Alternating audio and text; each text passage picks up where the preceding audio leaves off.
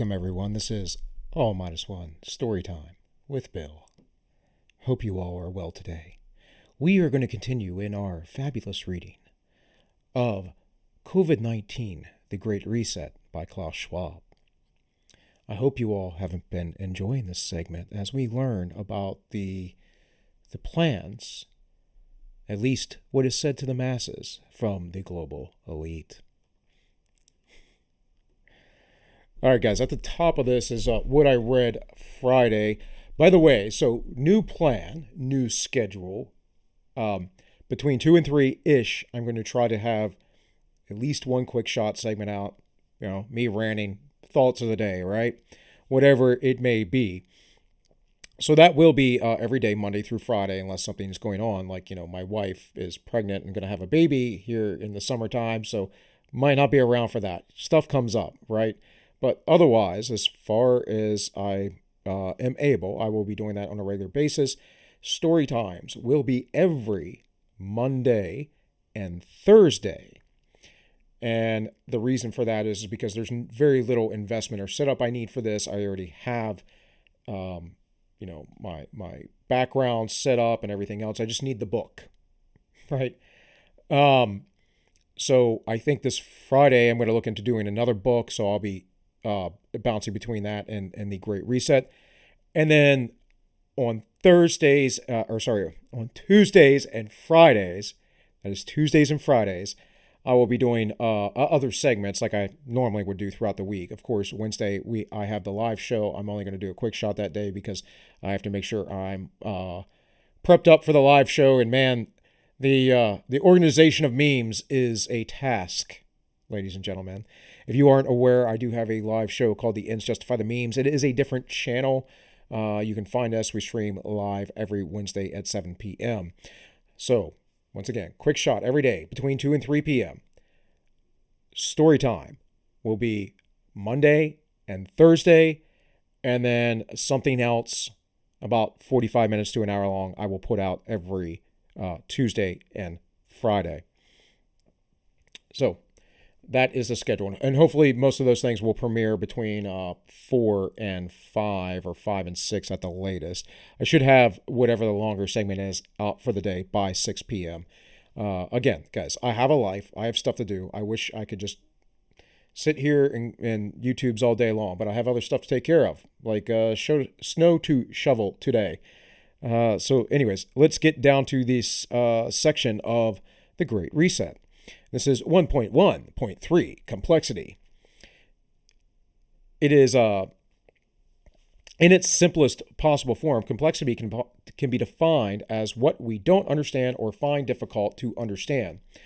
As for a complex system, the psychologist Herbert Simon defined it as one made up of a large number of parts that interact in a non-simple way. Complex systems are often characterized by an absence of visible, causal links between their elements, which makes them virtually impossible to predict. Yes, as far as the true definition of complex system, but if we had a free market and we didn't have NGOs dictating everything, then this argument would mean something. But generally speaking, the nation states of the world are in general agreement and alignment about the way things should be going. And so I'm not really sure what Klaus Schwab's about to get into here, but we'll figure it out, right? Deep in ourselves, we sense that more complex a system is, the greater the likelihood that something might go wrong and that an accident or aberration might occur and propagate. Complex can roughly be measured by 3 factors: the amount of information, content, or the number of components in a system; the interconnectedness, defined as a dynamic of reciprocal responsiveness between these pieces of information or components; and the effect of non-linearity. Non-linear elements are often called tipping points. Non-linearity is a key feature of complexity because it means that a change in just one component of a system can lead to a surprising and disproportionate effect elsewhere. It is for this reason that pandemic models so often yield a wide range of outcomes. A difference of assumption regarding just one component of the model can dramatically affect the end results. Except for no epidemiologist who was against this thing was saying any of this stuff. They were all saying, in fact, the opposite. We know how these things work. We shouldn't be panicking. We shouldn't be worrying. Yes, folks will die. Yes, there will be some tragedy, but we shouldn't be destroying our economies. And what was just said here is a mouthful of stuff, again, to sound intellectual. This is what the left does. As the Einstein quote goes, you should make things as simple as possible, but no simpler. And that's kind of how I see things, guys. You have to bring things down to what their first principles are, always. Otherwise, you are privy to being deceived by the pseudo-intellectual sound or explanation of a thing. If something becomes so confusing that you are unable to understand it, unable to break it down into easy bite-sized components, then you are either in over your head or you have a very bad teacher. And most of the time, you just have a very bad teacher. Of course, people often get in over their heads with, their intellectual capacities. That happens. We get in over our heads on a lot of things because we're not the best judge about, taking course and taking actions in our lives, which is why you should be hesitant and skeptical when you do. So in any case, let's get back here. When one hears about black swans, known unknowns, or butterfly effects, non-linearity is at work.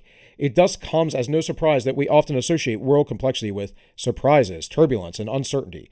For example, in 2008, okay, so again, he's going back to the stock market crash from the housing market. People saw this coming. The reason why he's talking about complexity is because this is part of the false narrative that the globalists present to you, the Keynesians, about controlling the economy. If you are trying to control every little thing in the economy, this is how it works. Because you're like, oh, this popped up here, got to correct for, oh, well, this popped up there, got to correct for that. Whoop, this popped up here. And then, you spring so many leaks out of your water hose that you have your hands and your feet and your toes and whatever else and under your armpit trying to hold it in, and it finally all falls apart. That's because you're trying to control a complex system. If you just left it up to the market, these things would work themselves out in a much quicker and much better way. The outcomes are always better. The only outcomes that happens for centralized planning that creates something good is for those who are the ones who are controlling and dictating it. They get wealthier. Everyone else gets poor. It's the only thing that happens with that. So, again, it says, for example, in 2008, how many experts anticipated the mortgage-backed securities originated in the United States would cripple banks around the world and ultimately bring a global financial system on the verge of collapse? Anyone else raising their hand? Because I did. I wasn't even an expert. I'm still in my 20s. I had this figured out. Why? Because, well, I read this stuff and pay attention to the people who make sense. Not because they necessarily emotionally appeal to me. I mean, apparently making sense emotionally appeals to me, but to most people, they just want to be right.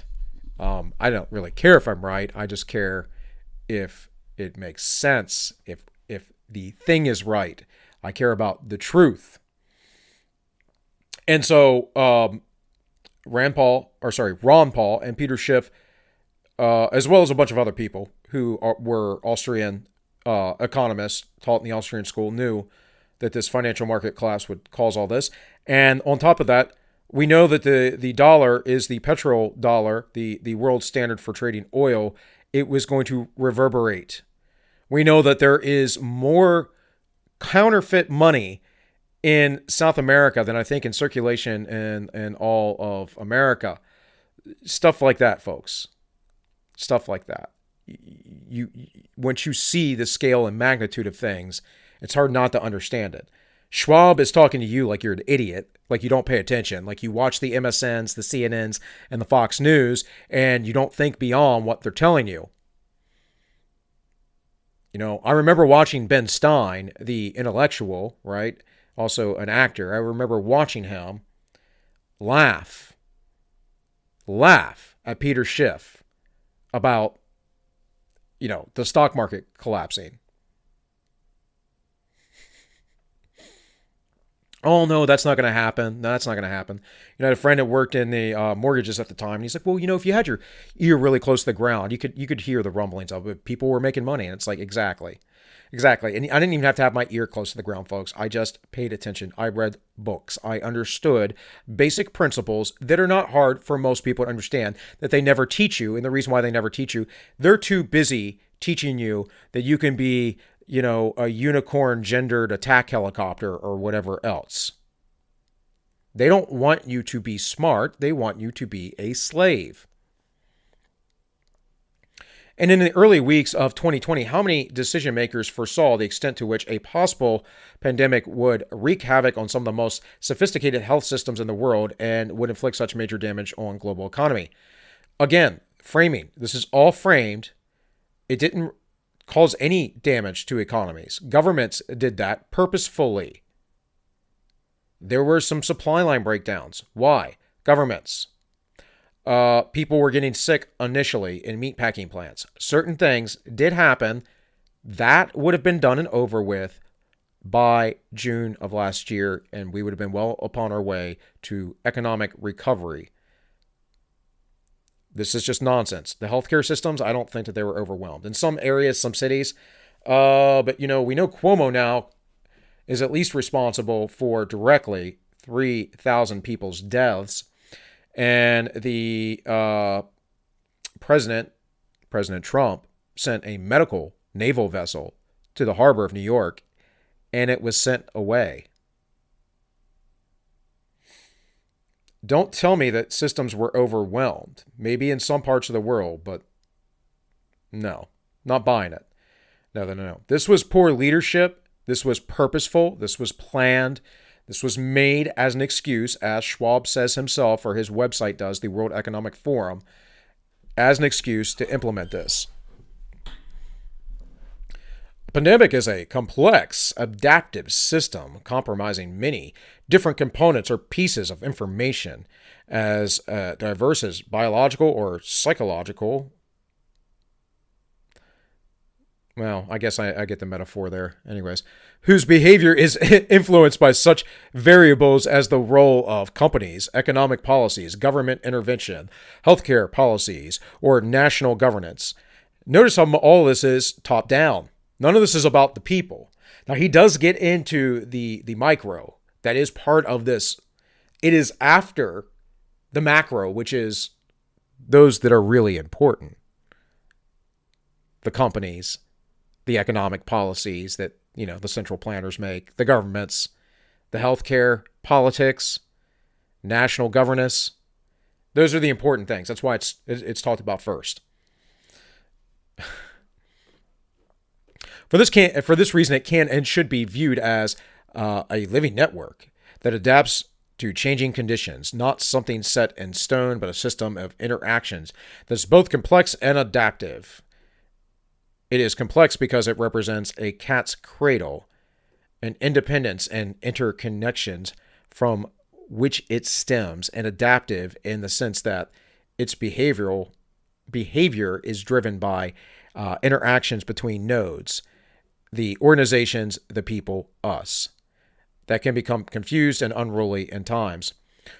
Yeah, or we can do what the New York Times says and just don't listen to what we see with our own eyes and critical thinking and data, and listen to the experts. Do you see how this is all in theme together? Now, that was just released this weekend or Friday or something. The New York Times literally saying, the problem is you all have critical thinking skills. What do you think Klaus Schwab thinks about that? Because I can tell you, I've read enough of his stuff so far and seen who he invites and who talks and what they're planning. Folks, get ready for the ride. Just keep getting ready. We will adjust to the norms of confinement. Will a majority of us or not abide by the rules, etc.? The management, the containment, in this particular case, of a complex adaptive system requires continuous, real-time, but ever-changing collaboration between a vast array of disciplines and between different fields within these disciplines. No, it doesn't. In fact, I'm pretty sure that humanity has survived numerous pandemics throughout the millennia that have been far more devastating than this. I mean, a third of Europe was destroyed by the Black Plague, was it not? Just to provide a broad and oversimplified example, the containment of the Pt5 pandemic will necessitate a global surveillance network capable of identifying new outbreaks as soon as they arise. Why? Why does it necessitate this? Why does a disease that has a 99% survival rate necessitate a global infrastructure of surveillance to see who has this? See, I didn't even need to read ahead. I know what Klaus Schwab is thinking. He's thinking we need to tell these dumb people, these dumb sheeple, what to do. And a lot of you out there, your friends, your family, your loved ones, you think the same thing because you're sheeple. You just go along to get along, and yet you'll be walked right into that slaughterhouse, I promise you. And I know there's some lefty that will watch this video at some point and go, nah! Bill's not crazy. Bill has 4,000 years of history on his side, because we have at least that much recorded human history. And we have some prior to that, actually. Human nature hasn't changed at all, folks. I'll actually be talking about that a bit tomorrow on my segment. Let's keep on going. It says laboratories in multiple locations around the world that can rapidly analyze new viral strains and develop effective treatments, large IT infrastructures so that communities can prepare and react effectively, appropriate and coordinate policy mechanisms to efficiently implement the decisions once they are made, and so on. By the way, folks, if they can do all this, then we would have solved world hunger and poverty and all that stuff a long time ago. Central planning is a pipe dream, and in the end, it murders hundreds of millions of people. We can look at the democide of the 20th century.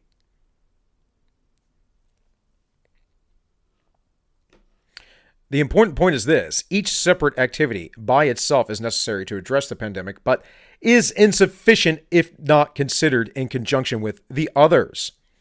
It follows that this complex adaptive system is greater than the sum of its parts. Its effectiveness depends on how well it works as a whole, and it is only as strong as the weakest link.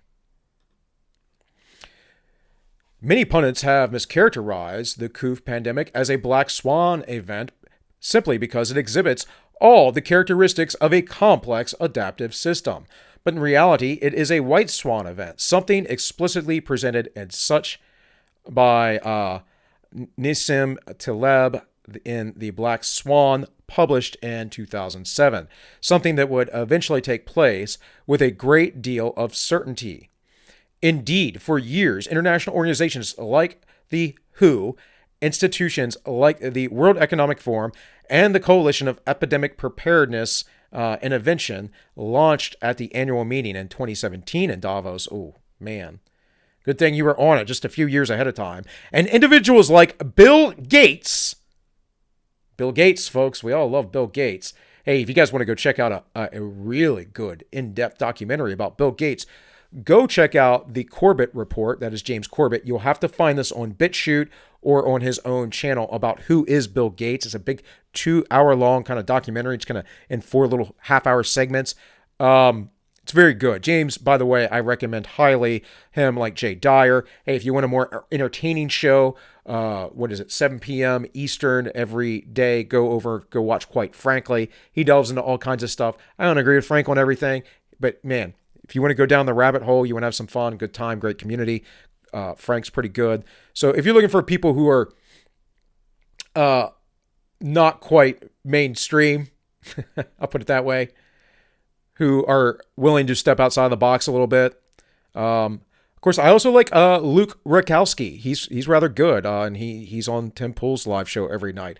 So in any case, just saying, there are folks out there as well that cover this beyond me. But, what I'm doing, I'm not seeing anyone else do. I'm reading to you directly from Mr. Schwab's words. So Bill Gates have been warning us about the next pandemic risk, even specifically that one would emerge in a highly populated place where economic development forces people and wildlife together, would spread quickly and silently by exploiting networks of human travel and trade, and would reach multiple countries by thwarting containment. As we will see in the following chapters, properly characterized, the pandemic and the understanding its characteristics are vital because they were what underpinned the difference in terms of preparedness. Many Asian countries reacted quickly because they were prepared logistically and organizationally due to SARS, and thus were able to lessen the impact of the pandemic. Why were we not prepared? Well, because the Obama administration had used all of our equipment in the United States on the swine flu that came through. By the way, this situation isn't new. Pandemics happen all the time. In fact, some folks who are older have lived through several of them. This is part of life. As I say often, and probably will say every time I make one of these videos, memento mori, remember that you shall die. Do I want anyone to die? No. Do I want anyone to live forever? That's probably a curse unless you're with God. So let me put it to you this way, folks. I don't want undue suffering and folks to die. I don't think many people do unless they're cruel, evil people and they just hate the world. But I live in the reality of this mortal coil. And this 20th, 21st century perspective of immortality and living forever and believing that we're going to be some sort of gods and that we're better than our ancestors and blah, blah, blah, blah, blah, blah, blah, and peace and prosperity and perfection through wealth and materialism. It's garbage. Every ounce of it is garbage.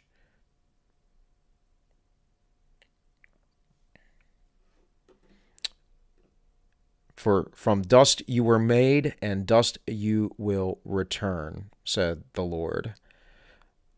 By contrast, many Western countries were unprepared and were ravaged by the pandemic. It is no coincidence that they are the ones in which the false notion of a black swan event circulated the most. However, we can confidently assert that the pandemic, a high probability, high consequence white swan event, will provoke many black swan events through second, third, fourth, and more order effects. It is hard, if not impossible, to foresee what might happen at the end of the chain of multiple order effects, and their ensuing cascade of consequences have occurred after unemployment spikes.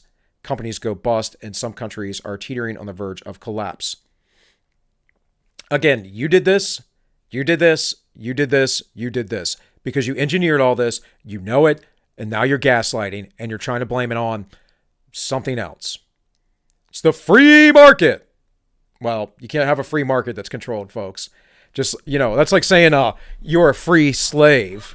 You're my slave. You must do everything that I say, but you're free in your slavery. No, not at all. None of these are unpredictable per se, but it is their propensity to create perfect storms when they conflate with other risks that will take us by surprise. To sum up, the pandemic is not a black swan event, but some of its consequences will be. No, it has had no consequences other than some folks passing away, some folks grieving, some folks, yes, who run businesses needing to fill a new position.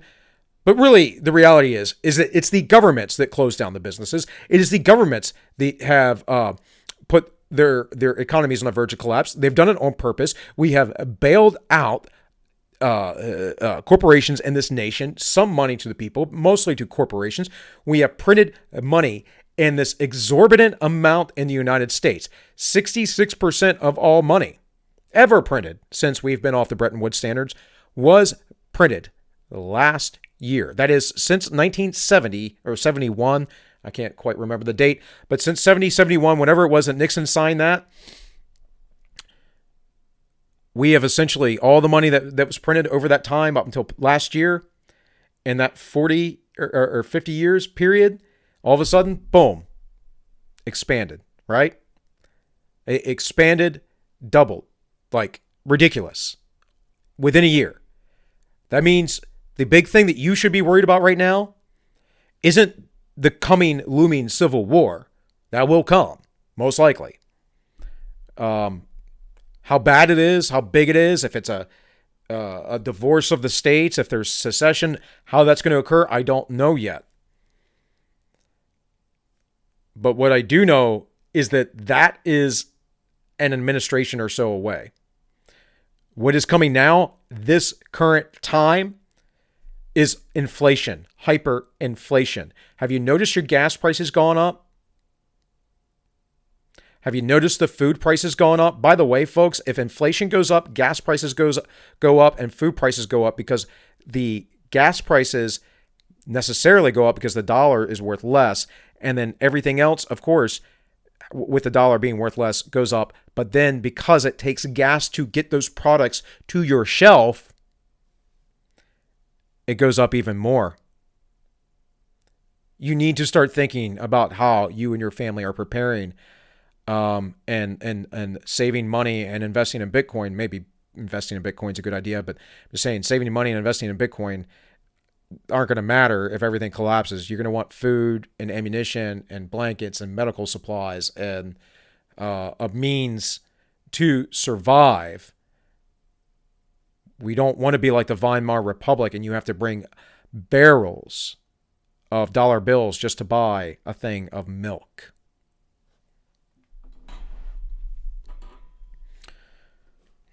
The fundamental point here is this: complexity creates limits to our knowledge and understanding of things. No, actually, our limit of knowledge creates that, not complexity itself. That's just an asinine statement there. Our finite ability to know anything limits us, right? Period. The complexity we can potentially understand. It might thus be that today's increasing complexity literally overwhelms the capabilities of politicians in particular, and decision makers in general, to make well-informed decisions. A theoretical physicist turned head of state, President Armen Sarkisian of Armenia, made this point when he coined the expression quantum politics, outlining how the classical world of post-Newtonian physics, linear, predictable, and to some extent even deterministic, had given way to the quantum world, highly interconnected and uncertain, incredibly complex, and also changing depending on the position of the observer. This expression recalls quantum physics, which explains how everything works and is best description we have of the nature of the particles that make up the matter and the forces which they interact. The pandemic has laid bare to this quantum world. I don't agree, but I can see how folks would read this and be like, oh, Schwab is so smart. He's talking about quantum physics. Yay, let's listen to him. I find every point of this ridiculous. Newtonian physics is not out the window. Certainly not deterministic. Quantum physics isn't something we fully understand. It's highly theoretical. But aside from all that, aside from his analogy, aside from his symbolism here, like what you're saying, because the world is more connected, it's more uncertain? No, actually, when you know your neighbors and you know your enemies, you actually have more certainty. Because it's the unknowns that calls uncertainty, folks. Makes me want to talk about Schrodinger's cat. We're talking about unknowns in quantum physics. Um, and that's another thing. I mean, it's so theoretical. The idea essentially in quantum physics is the observation of the physics happening actually changes how they happen. I don't think the observation of us watching a pandemic happen that we have millennia of experience with as a species is doing any sort of change to it. I think it is our actions, very specifically, much like the actions Mr. Schwab is calling upon. So here's where we will start next time. And hey guys, I'll see you all tomorrow. Thank you all for watching. And hey, this has been Story Time with Bill. And I wish you all well.